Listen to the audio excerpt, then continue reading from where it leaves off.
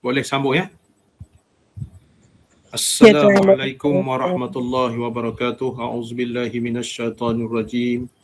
Bismillahirrahmanirrahim. Alhamdulillahi rabbil alamin.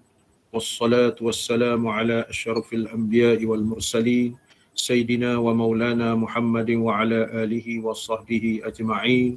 Rabbi syrah li sadri wa yassir li amri wahlul 'uqdatam min lisani yafqahu qawli. Subhanaka la ilma lana illa ma 'allamtana innaka antal alimul hakim. La hawla wa la quwwata illa billahil aliyil azim. Qala al-musannif rahimahullahu ta'ala wa nafa'ana wa bil muslimin wa bi barakati ulumihi fid darain ya rabbal alamin. Hadirin hadirat, muslimin muslimat yang dikasihi sekalian. Alhamdulillah, sekali lagi kita bersyukur kehadrat Allah Subhanahu wa taala kerana kita dapat mengikuti slot yang kedua pengajian pada pagi ini, iaitu slot pengajian ilmu fiqh. Moga-moga Allah Subhanahu wa taala mengurniakan kita ilmu yang memberi manfaat di slot yang pertama tadi, iaitu kitab Aqidatul Najin. InsyaAllah Allah kurniakan kita manfaat di dalam slot yang kedua ni, diberikan taufik dan hidayah kepada kita semua untuk memahami subjek yang kita pelajari ini, iaitu di dalam tajuk berkenaan dengan jihad. Sekali lagi saya ulangkan, berkenaan dengan jihad ni yang lain daripada pahaman masyarakat awam yang mengatakan jihad itu sekadar jihad fisabilillah, berperang saja melawan musuh. Tetapi di dalam muka surat 1915 mukaddimah tentang jihad ni, dia memberi maksud ataupun memberi penjelasan kepada kita yang jihad ini ada 5 kategori yang seperti kita maklumkan ataupun kita belajar minggu-minggu yang sebelum ini. Maknanya jihad kategori pertama, kategori kedua, kategori ketiga, kategori keempat, kategori kelima. Jadi oleh kerana itu, kita dapat manfaat daripada kitab ini, bahawasanya masyarakat kita di luar sana salah faham berkenaan dengan jihad. Ianya jihad senjata saja, jihad perang saja. Jihad juga, tetapi mereka ini tidak mengerti, tidak memahami jihad yang dikategorikan 5 kategori ini. Maka kita boleh faham dengan kita belajar. Alhamdulillah. Kita belajar ni kita boleh faham. Maksudnya kalau diceramahkan jihad fisabilillah, jihad, maka tidak tepat. Jihad tu ada 5 kategori. Jihad yang perang itu satu, dan jihad kategori yang lain perlu diambil kira. InsyaAllah pada pagi ini kita sambung muka surat 1924. Muka surat 1924. Jadi pada pagi ini kita nak membahaskan berkenaan dengan hikmah perang jihad. Hikmah perang jihad. Itu maksudnya nak kisah perang. Kisah perang.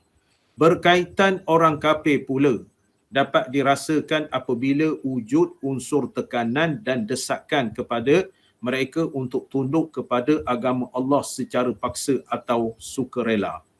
Hikmah ini dapat dilihat daripada aspek seperti berikut. Hikmah jihad perang.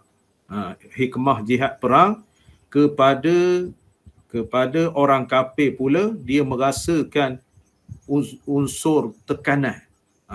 Merasakan unsur tekanan jika kita berjihad perang. Tapi di sebenarnya ada hikmah dia. Nombor 1, membebaskan rakyat bawahan daripada cengkaman kuasa pemerintah dan penguasa yang zalim. Dalam masyarakat yang tidak melaksanakan perhambaan kepada Allah Azza wa Jalla, golongan yang lemah sudah tentu akan ditindas oleh golongan yang berkuasa. Golongan yang lemah akan diperhambakan sesuka hati dan mengikut hawa nafsu golongan yang berkuasa. Jadi hikmah kita berperang ataupun jihad berperang untuk maknanya supaya mengembangkan agama Allah. Jadi kita lihat negara-negara kafir, Islam tidak terjamin. Tetapi kalau negara Islam, kafir terjamin. Dengan syarat kafir itu tidak memusuhi Islam, tidak merosakkan Islam, tidak menganiaya orang Islam. Itu dari segi politiknya. Dari segi politiknya. Negara-negara yang diperintah oleh orang Islam, negara itu orang Islam, negara yang tidak diperintah oleh orang Islam, maka negara itu Islamnya tertindas. Kita boleh tengok depan mata kita. Tetapi sebaliknya, negara-negara yang diperintah oleh orang Islam, maka orang kafir ataupun bukan Islam terjamin. Terjamin. Jadi oleh kerana itu, kita melihat dan memerhatikan di negara kita ni pun begitu. Kalau berkuasa orang kafir selain daripada orang Islam, maka sedikit demi sedikit dia sekat. Dia sekat. Pemerintahan orang Islam meluluhkan masjid contohnya, dia batal. Dia batalkan. Itulah kita ambil contoh. Maknanya orang yang bukan Islam sedikit saja berkuasanya, dia akan melakukan sewenang-wenangnya. Jadi kita tak betul. Dari segi politiknya, kita tak kisah kepada siapa-siapa memerintah. Tak betul. Kalau siapa-siapa memerintah, jika sekiranya kita ni diperintah oleh orang yang bukan beragama Islam, dia akan menganiaya sedikit demi sedikit kepada orang Islam. Kepada orang Islam. Itu dari segi politik. Begitu juga orang yang bukan Islam berlumba-lumba untuk mendaftar pemilih. Daftar pemilih untuk mengundi. Maka orang Islam berlumba motor je. Tidak macam mana. Ada sebilangan pula orang Islam, dia kira dapat semayang ke surau ke masjid, jadilah siapa nak memimpin, lantaklah. Itu.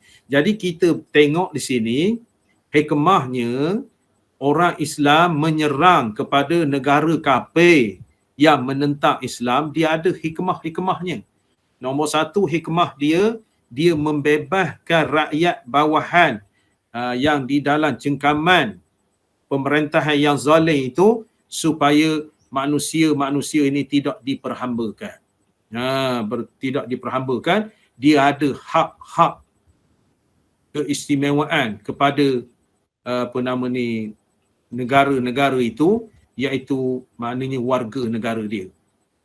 Jadi kalau orang kafir itu tak terjamin. Tak terjamin. Itu dia. Contoh negara Iraq. Nak lari daripada Saddam Hussein, tiba-tiba dapat ke Amerika. Dia pandai. Dia pandai nuklear lah, apa begitu begini. Dia pandai. Maka ingat ke Saddam Hussein habis. Aman lah Iraq. Tetapi dia ambil alih sebab dia nampak minyak yang banyak di Iraq itu. Jadi Islam ini hikmah jihad perang. Perang jihad ini nak menjaga Islam itu. Nak menjaga Islam itu, nak menjaga bukan Islam, orang yang bukan Islam daripada teraniaya di bawah pemimpin yang zalim. Itu dia. Nombor satu hikmah dia. Hikmah dia. Sebaliknya, apabila iman mula bertapak dalam jiwa masyarakat ini, golongan yang berkuasa akan merasa lemah dan bertanggungjawab terhadap Allah yang Maha Pencipta dan berkuasa. Jadi kalau sekiranya sesebuah negara itu ditakluk oleh Islam, negara itu negara yang zalim, negara itu memusuhi Islam. Bila negara itu bawah Islam, maka pemimpin di situ tak berani nak membuat sesuatu perkara apabila dia ditawan oleh Islam.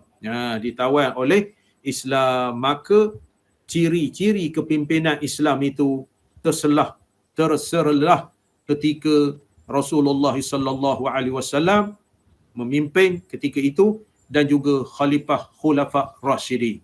Khulafa Rashidin, akhir sekali khalifah itu mamai dah. Ujung terdengar mewah dengan harta benda apa begitu begini, sehinggalah Empire Osmaniyah. Empire Osmaniyah tahun 1924 dihancurkan. 1924 dihancurkan. Maka 1924 itu tidak ada negara-negara Islam, makna tak ada ayah. Itu kesan dia daripada itu. Sekiranya ada khilafah Islamiyah ataupun pemerintah Islam, empire Islam, maka orang kafir ni tak berani.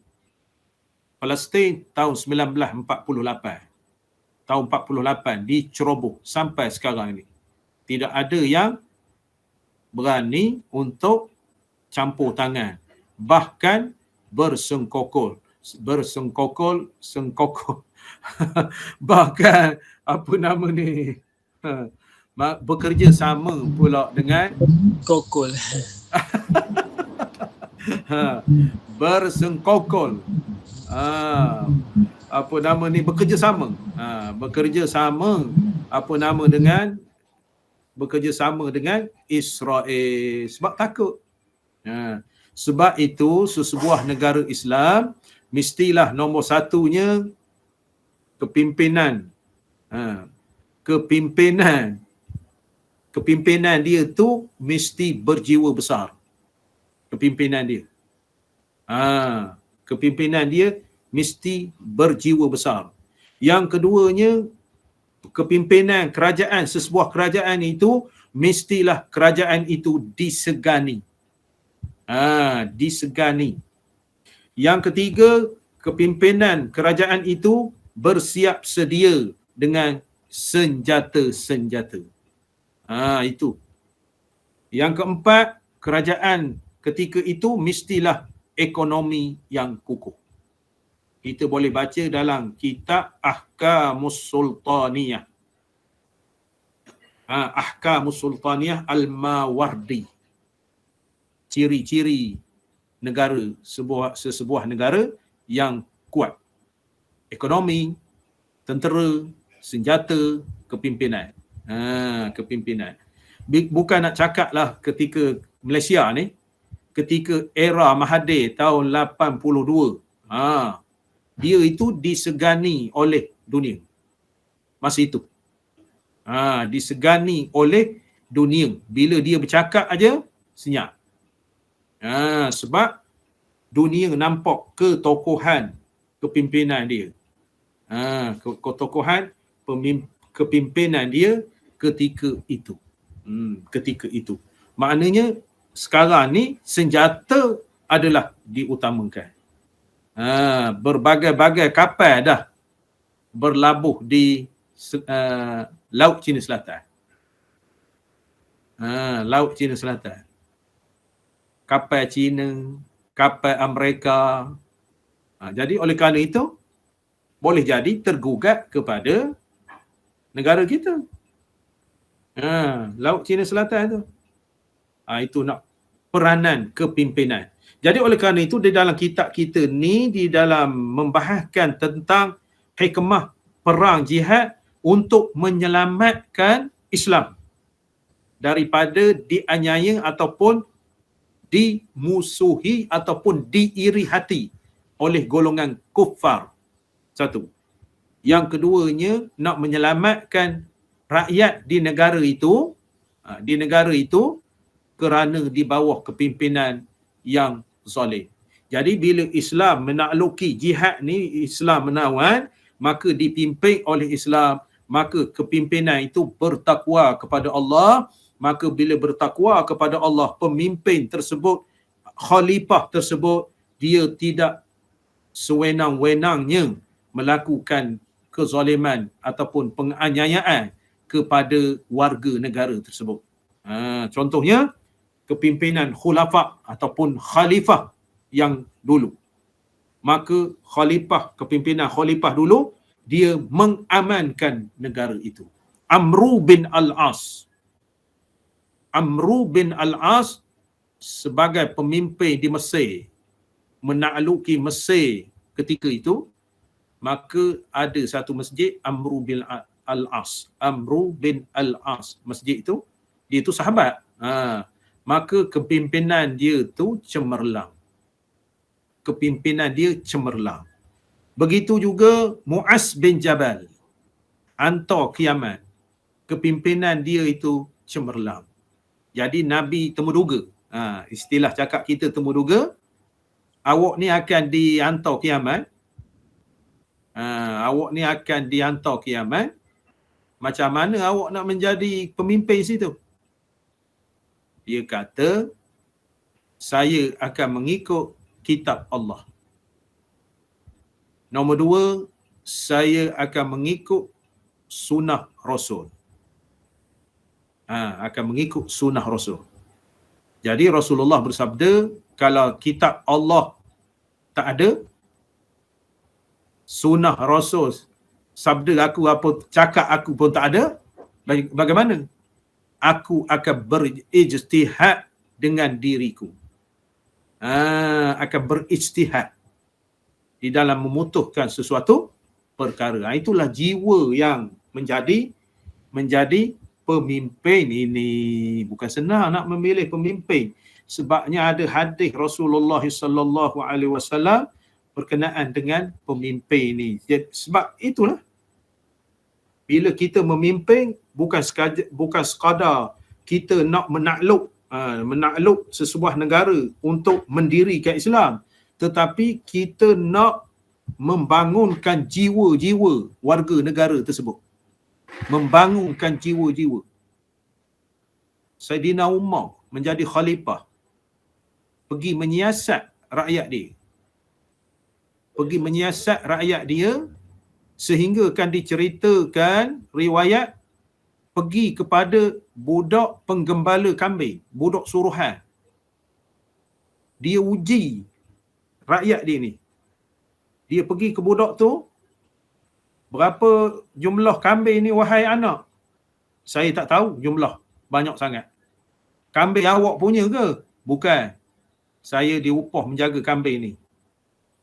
Tuan awak tahu jumlah kambing ni? Kalau saya pun tak tahu, tuan saya lagi tak tahu. Bagi ke pakcik seekor? Tak boleh. Kenapa tak boleh? Bukan milik saya. Saya diupah untuk menjaga saja. Tak apa. Pakcik akan bagi wang emas kepada awak, awak bagi kambing. Tak boleh. Tersentak Umar. Kenapa tak boleh? Orang tak tahu. Tuan awak tak tahu. Dia khabar. Budak tu khabar. Tuan saya tak tahu. Walaupun tuan saya tak tahu, tuan kepada saya dan tuan kepada awak. Oh, dia tak tahu khalifah tu. Tuan kepada saya, tuan kepada tuan saya, tuan kepada awak tahu. Umar kata siapa? Allah. Itu. Lepas tu Umar khabar, awak tahukah anak, awak bercakap depan siapa ni? Dia khabar, tak tahu sebab awak tak mengenal ke diri. Budak cerdik. Tak tahu sebab awak tak khabar. Saya ni Khalifah Amirul Mukminin Umar bin Al-Khattab.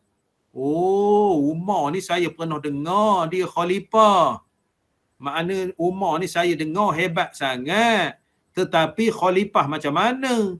Mengajar saya supaya mencuri dan menipu. Umar kata, wallahi, wahai anakku. Menangis Umar. Umar menangis. Wallahi, wabillahi, watallahi, wahai anakku. Aku tak mengajar menipu, tetapi aku nak menguji engkau. Adakah engkau takut kepada Allah? Alhamdulillah, rakyat aku sekecil awak ni pun takut kepada Allah. Alhamdulillah. Itulah kepimpinan. Itulah kepimpinan.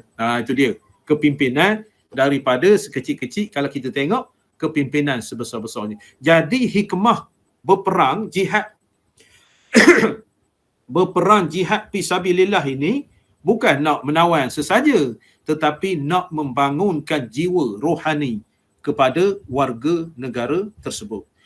Kalau pemimpin yang menakluki ataupun memimpin sesebuah negara itu, dia baik takut kepada Allah. Inni akhafullah, sesungguhnya saya takut kepada Allah. Tidaklah berlaku kroni, tidak berlaku pecah amanah, tidak berlaku rasuah dan sebagainya, tidak berlaku salah guna kuasa. Itu hakikatnya berperang jihad untuk menakluki sesebuah negara itu, sebab negara itu mengiri hatikan negara Islam. Itu dia. Lepas itu, mereka yang menghentikan amalan yang zalim dan amalan memperhambakan manusia. Masa ketika itu. Jadi hamba-hamba dibebaskan setelah Islam menakluki negara tersebut. Dalam masa yang sama, golongan yang lemah pula akan merasa bahawa mereka mempunyai kuasa dan harga diri kerana keimanan mereka. Jadi orang yang Islam di bawah takluk orang kafir ni, dia berasa berkuasa. Jadi sekarang ni pengundi berkuasa sebenarnya. Kalau rakyat ketika susah, wakil rakyat tak menjenguk, jangan undi ke dia.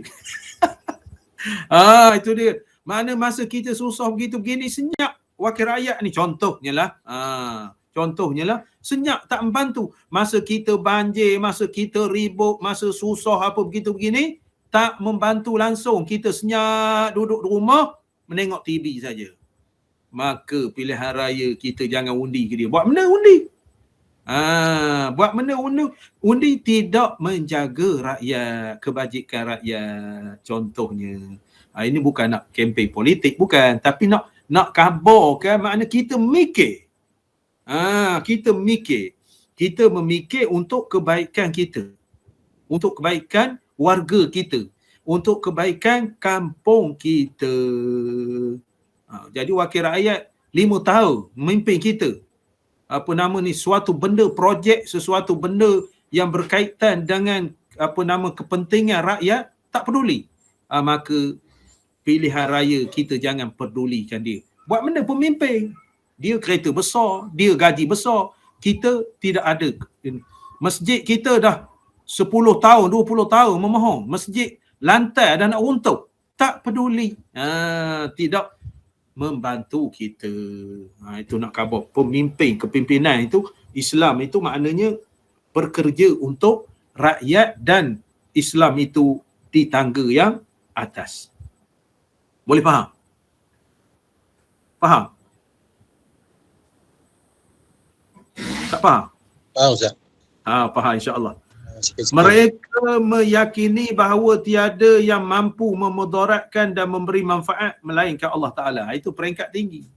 Maknanya jiwa roh di dalam kepimpinan Islam itu, maknanya tidak ada sesuatu yang lebih kuasa daripada Allah Ta'ala. Dengan keyakinan ini, mereka bebas daripada cengkaman penguasa mereka. Mereka tidak akan merasa takut kepada ancaman dan ugutan. Akhirnya pelbagai golongan yang berbeza akan menjadi bertambah hampir jurangnya, dan puak-puak yang berlainan menjadi sama. Masing-masing merasakan bahawa mereka semua adalah bersaudara di bawah lindungan kehambaan kepada Allah Ta'ala. Jihad adalah pendekatan terbaik untuk mencapai hasrat ini. Itu maknanya hikmah jihad itu. Makna melepaskan daripada cengkaman apabila Islam memerintah hasil daripada jihad fi sabilillah. Islam itu mengamankan negara-negara yang ditaklukinya. Itu dia. Kita ni yang sebenarnya kalau dari sudut kepimpinan, kita berjihad dari segi contohnya pengurusi masjid. Kita berjihad bersungguh-sungguh memerahkan otak fikiran kita untuk membangunkan masjid kita. Untuk membangunkan masjid kita daripada kegelapan kepada cahaya. Cahaya apa artinya dalam konteks masjid ni? Cahaya di dalam segi kepentingan kepada jemaah, keselesaan kepada jemaah, dan kita dari segi berjihad dari segi untuk membangunkan prasarana kepada masjid kita. Itu jihad sementara kita jadi pengerusi masjid. Kita menggunakan akal fikiran kita nak membangunkan masjid. Jadi ada setengah tu tak ada mengumpulkan duit masjid saja. Musim orang susah-susah ni, ada masjid memperuntukkan untuk belanja dapur kepada masyarakat dia. Ada beras, ada kicap, ada sadai, ada susu, ada gini. Lepas tu ada setengah masjid pula, dia bawa lori, angkut belaka hak barang dia. Aduh, masyarakat kita tu tidak jujur. Tidak jujur. Maknanya kalau awak nak ambil susu 2-3 teh, beras 5 kilo, gula, makna seadanya. Bukan awak nak bahal ke awak belaka. Makna tinggallah kepada orang lain pula. Tapi Masya Allah, jiwa tu lah. Jiwa tak ada ilmu. Jiwa nak menguntungkan. Seperti kita tengok bantuan banjir. Bantuan banjir, lepas daripada bantuan banjir itu, yang menguruhkan di kampung ni, boleh buat kedai runcit. Boleh buat kedai runcit. Makna beras bertimbul-timbul, sadai apa dibahas ke dia belaka. Itu tidak amanah. Kepimpinan di kampung tidak amanah. Bukan semua. Bukan semua terpencil. Itu. Jadi nak kabarkan, bila berjihad tu perubahan. Bila perubahan. Contoh lain. Kita belajar ni jihad pendidikan. Artinya setelah kita belajar, kita dapat ilmu baru kepada kita. Sebelum ini tak tahu. Sebelum ini tak tahu. Contohnya kita ajar asyhadu an la ilaha illallah wahdahu la syarikalah ilahan wahidan wa rabban syahida la ma'budu siwahu wa nahnu lahu muslimun. Sebelum ini tak ada. Kita belajar siapa-siapa jangan tinggallah benda hak kita baca ni, terutama maghrib dengan subuh. Doa itu ataupun ayat itu meluahkan titik siratal mustaqim. Terperanjat. Hasil daripada kita belajar. Jihad kita belajar tu makna ada keelokan. Kawan tak pernah dengar selama hidup ni. Selama hidup ni kawan tak dengar, rupanya ada doa ataupun kita beramal selepas subuh, selepas maghrib kena baca itu 4 kali, meluahkan titik siratal mustaqim. Lepas itu Allahumma ajirni minan nar, baca 7 kali selepas subuh, selepas maghrib. Allah Ta'ala jauhkan dari api neraka. Ada jihad kita belajar tu, ada perubahan. Allahu Akbar. Kawan tak tahu pun doa ini ataupun ayat ini diajar oleh Nabi untuk kalau kita mati tu dijauhkan daripada neraka. Baru dapat. Satu lagi. Diletakkan di dada orang mati, di dalam kain kafan dia. Baca inna anzalna. Nabi jami baca inna anzalna, tanah terus ketuk gini kecil. Baca inna anzalna. sebelum ayat sampai kita dah baca dah inna anzalna 7 kali. Nabi khabar sab'a marratin, 7 kali. Maka ketika dimasukkan mayat tu, keranda tu dalam kubur, kita unjukkan kepada hak dalam kubur tu, tolong letak dalam kain kapan dia, dalam dekat dada dia. Maka Nabi khabar membaca inna anzalna 7 kali itu, Allah Ta'ala jarakkan dia daripada api neraka ketika berada di alam barzakh. Jihad kita belajar. Jihad tak ada perubahan. Jadi kalau kita belajar, tidak ada benda yang bawa balik, tidak ada benda yang melekat masuk telinga kanan, keluar telinga kiri, tidak ada manfaat langsung, tidak ada perubahan. Jadi oleh kerana itu jihad perang ini untuk mengubah situasi,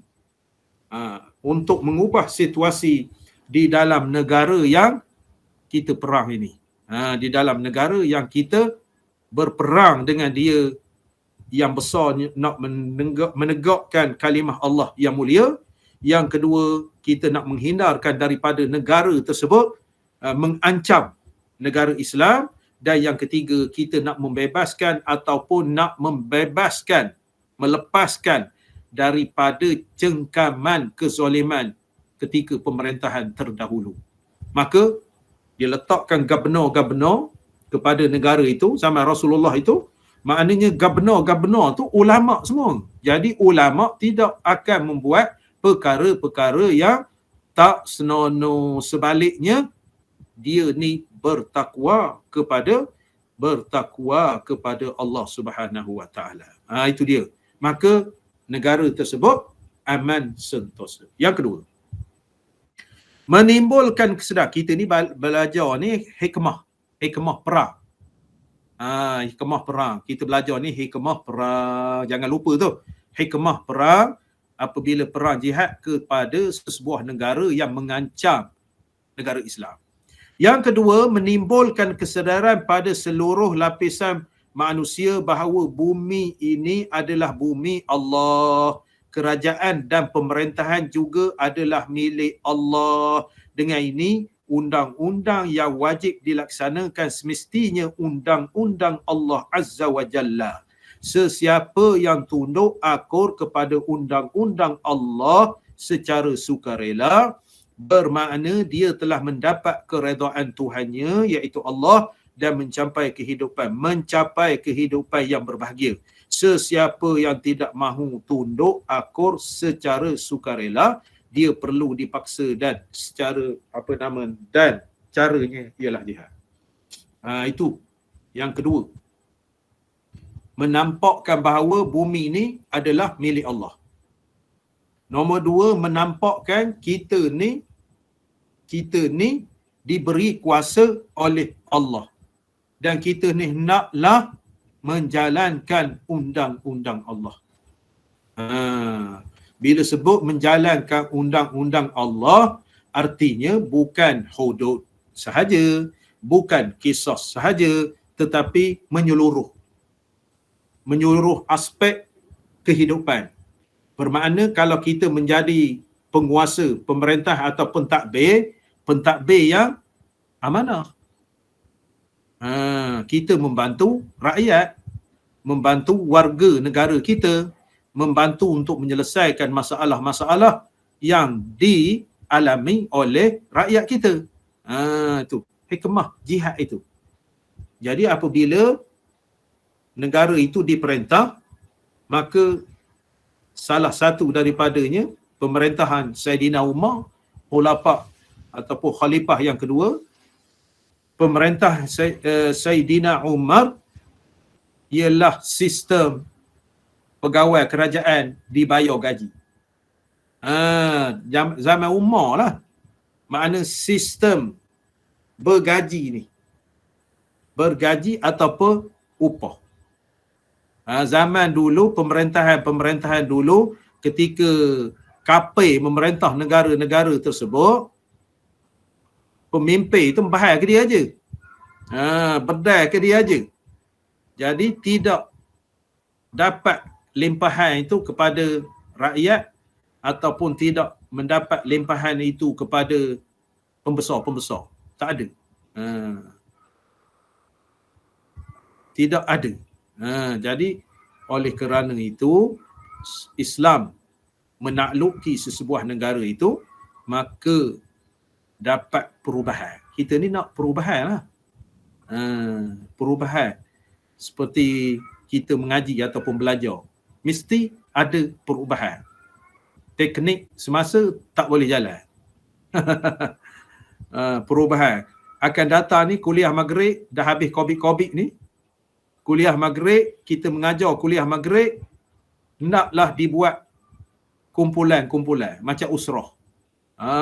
Contohnya perubahan. Makna kumpulan-kumpulan kita mengajar kuliah maghrib. Ini baca kitab mendengar je. Kita buat halaqah 4-5 orang, maka setidak-tidaknya tidak ada peluang nak melelakkan mata. Tak tahulah maknanya teknik itu sesuai tak. Ustaz Sarudin aja.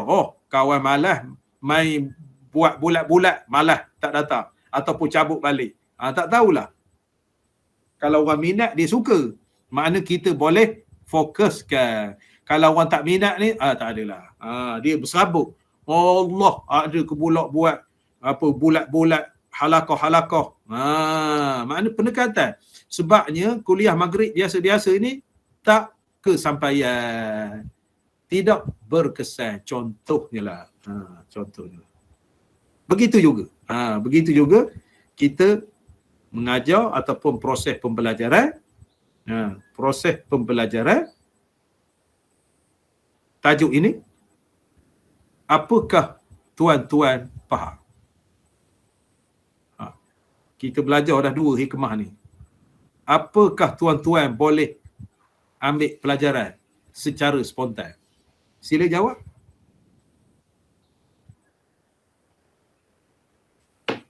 Kalau sesebuah negara dipimpin oleh orang Islam, insya-Allah selamat. Tapi kalau bagi kafir, tak adalah kita. Secara spontan mudahnya. Kalau beri orang Islam memerintah, akan selamat. Kalau beri ke kafir merintah, tak adalah kita. Itu bahasa mudah fahami. Terima kasih. Yang lain pula? Yang kita belajar poin 1, poin 2 ni. Apa yang tuan-tuan faham? Cakap mudah je. Contoh macam pengurusi masjid lah. Dia memikir tentang keperluan ahli qaryah. Seperti dapur zakat. Apa tu pembesaran masjid. Ya. Alhamdulillah setakat ni Masjid Bandar Polo dah lulus dah. 98,000. Tahniah. Itu Usaha pengurusi masjid dengan setiausaha. siapa pengerusi? Siapa? Baru lantik Yang Mulia Wan Ibrahim. Okey. Tu makna ada jihad perubahan. Makna nampak benda gini. Semayang dekat longkang seomor tak jadi. Semayang dekat longkang, lepas tu air longkang tu mengalir je depan kita. Itu maksudnya, contoh dia. Ada jihad. Melalui kita belajar ni maksud kita nampak. Nampak usaha. Terima kasih. Lain? Menyedarkan manusia, Ustaz. Supaya setiap lapisan manusia ni dia sedar bahawa kita ni di bumi Allah. Jadi ikut suka kita, ikut perintah Allah. Kita ni kena sedar. Ya. Kita kena sedar bahawa kita ni menumpang. Ya. Jadi kalau menumpang tu faham-faham lah menumpang. Bila masa tuannya akan tarik kita. Akan usir kita ke alam lain. Itu kita nampak. Kita nampak. Terima kasih. Ya. Lain? Lain? Apa yang kita nampak hikmah daripada jihad itu? Perang jihad itu. Dari segi luasnya. Kena ambil tahu Ustaz.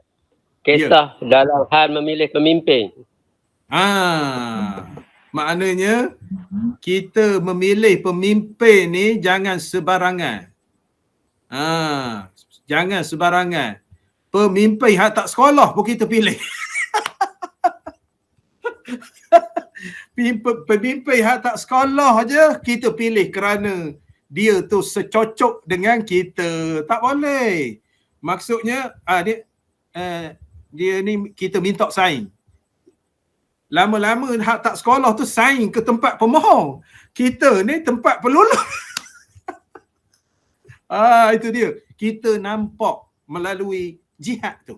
Makna pemimpin ni biarlah cerdik sikit. Itu nak segi moralnya. Terima kasih. Seterusnya, siapa lagi? Setelah kita belajar dua ni hikmah-hikmah dia. Bukannya Islam tu nak perang saja, bukan, untuk nak menyelamatkan perkara-perkara yang kita baca tadi. Seterusnya, muslimat tak ada lalu ya. Apa yang kita faham selain daripada itu? Hikmah-hikmah untuk cakap mudahnya perubahan. Islam itu berubah. Mengubah situasi yang tak baik kepada situasi yang lebih baik dan sempurna insya-Allah. Lain? Tak ada dah. Nak sedengar suara muslimat ni pula.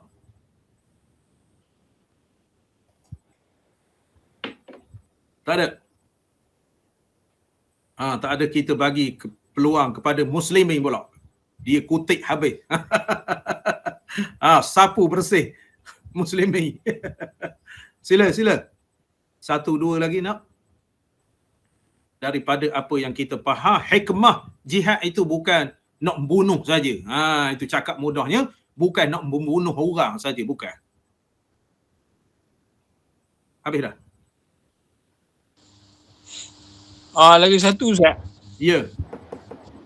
Kita kena menyedarkan seluruh manusia yang pemerintahan dunia ni adalah yang paling sesuai adalah undang-undang Allah. Jadi bagi semua orang faham benda tu. Betul.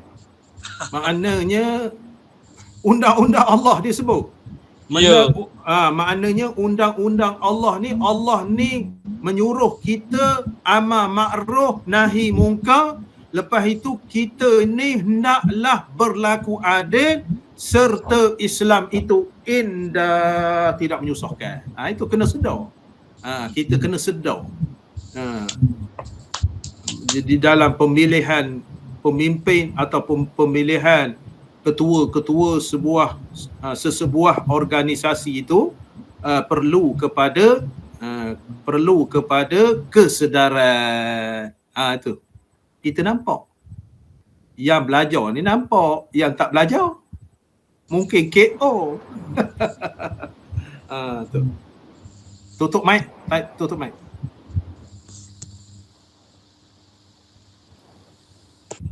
Okey. Itu dia. Kita nampak. Jadi hikmah kita berjihad ataupun bersungguh-sungguh dalam belajar ni, pemikiran kita tu minta maaf cakapnya tak beku. Tak beku. Jadi kalau kita melihat kepada poin yang pertama, poin yang kedua, sudah ada kesedaran. Jadi janganlah kita pilih kelai mabuk sebagai pemimpin. Itu nak cakap mudahnya. Kelai mabuk pengerusi masjid. Itu tenat. Pengerusi masjid, orang yang tak datang ke masjid. Itu tenat juga. Pengerusi masjid kena datang ke masjid.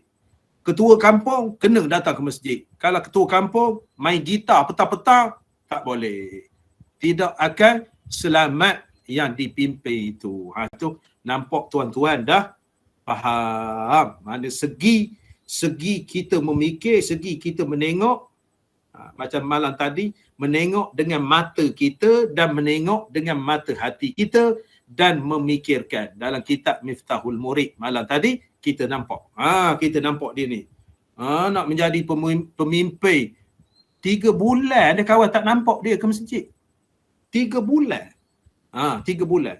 Tanya ke anak dia, makna boh tak pergi masjid.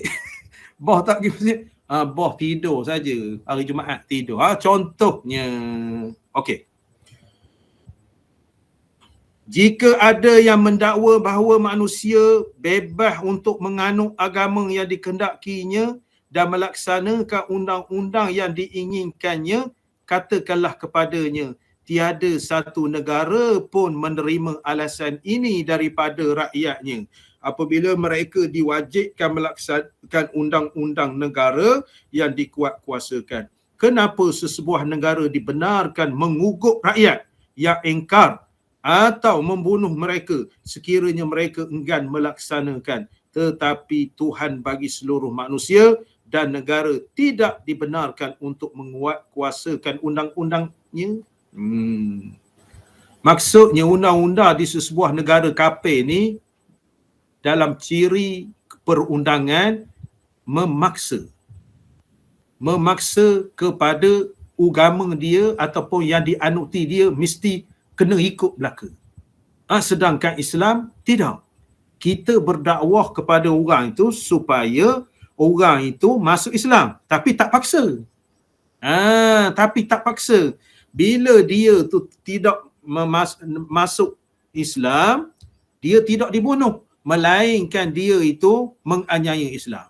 Melainkan dia itu menentang Islam. Tak ada la ikraha fid din. Tidak ada paksaan untuk memeluk agama, tetapi ada paksaan untuk mengikut undang-undang Islam. Jadi kalau orang kafir itu kita berdakwah, dia faham undang-undang Islam. Dia faham peraturan-peraturan Islam. Sehingga kan membasuh najis sekalipun diajar oleh Islam, maka dia akan tertarik. Sebaliknya orang kafir ni dia bukan melihat undang-undang Islam ataupun adab ataupun peraturan Islam. Dia menengok kepada individu Islam hak tak berapa faham Islam. Itu susah.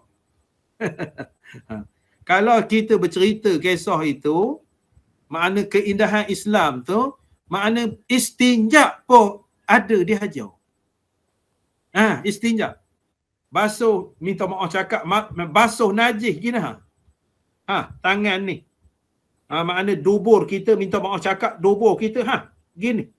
Membasuh. Berbanding dengan agama lain pakai tisu. Sebabnya orang kafir ni kalau kita berjumpa dia, kalau bau tai tu tak peliklah dia pakai tisu, bukan pakai air. Membersih ni pakai air baru hilang. Tisu ni tak hilang dia punya itu. Walaupun kita nampak hilang tapi dia melekat. Air ni hilang dan tak melekat. Wa anzalna minas sama'i ma'an tahura.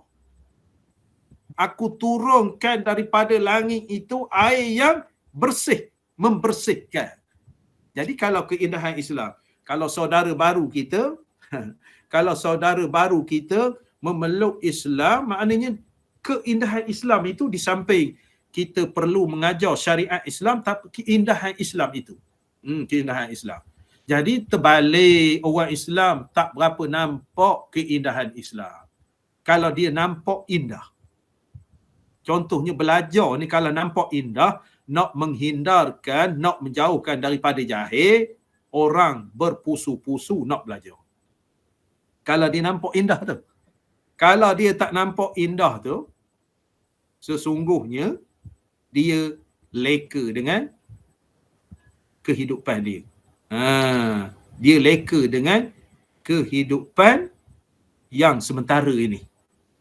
Tak menengok keadaan orang yang berpusu-pusu dihantar ke kubur. Tidak menengok keadaan di sekeliling kita.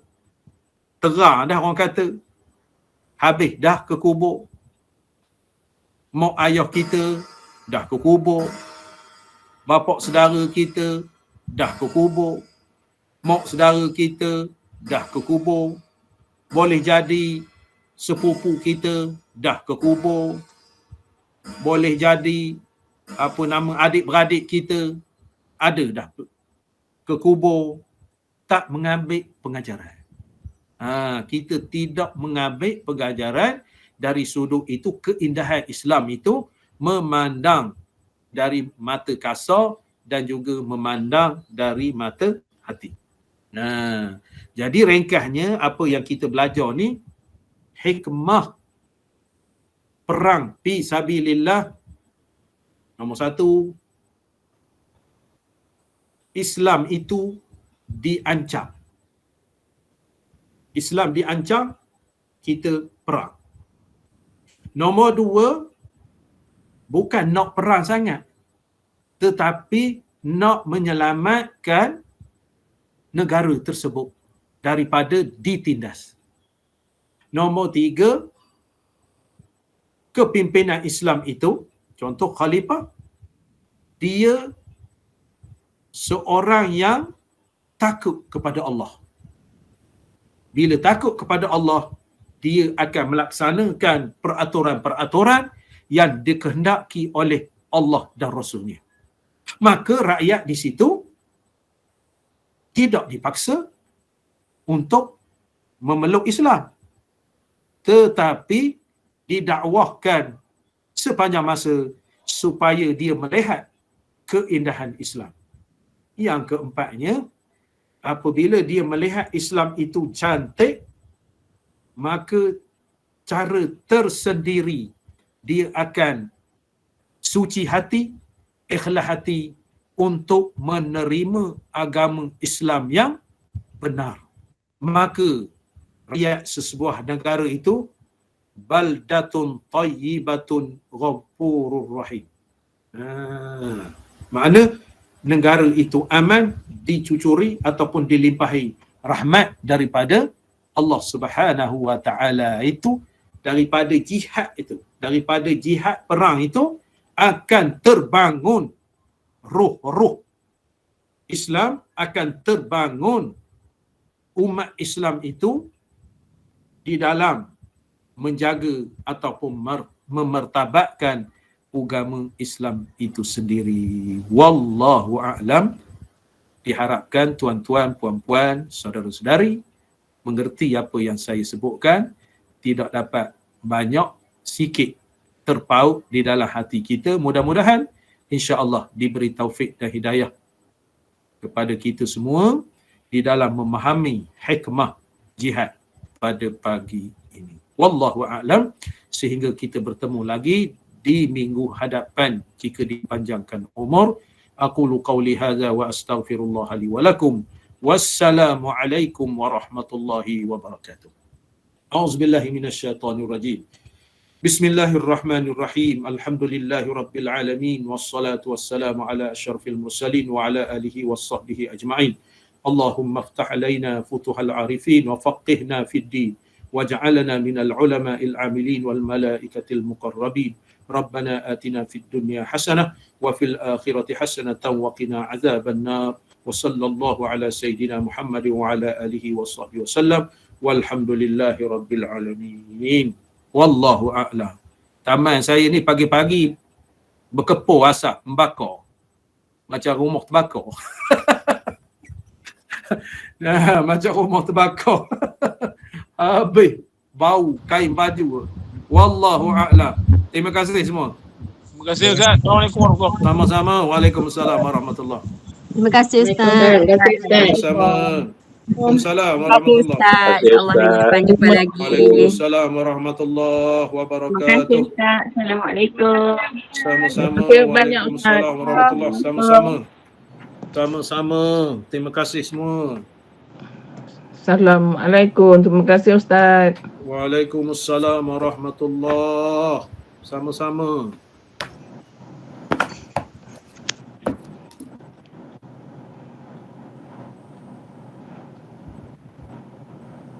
Terima kasih Ustaz. Assalamualaikum. Waalaikumsalam warahmatullahi. Sama-sama. Barakallah.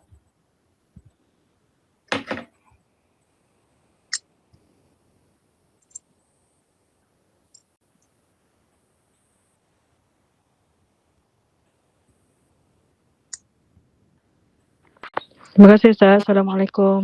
Sama-sama. Waalaikumsalam warahmatullahi. Terima kasih Ustaz. Assalamualaikum. Sama-sama. Waalaikumsalam warahmatullahi. Terima kasih Ustaz. Assalamualaikum. Waalaikumsalam warahmatullahi. Sama-sama. Alhamdulillah, terima kasih. Sama-sama. Waalaikumsalam warahmatullahi.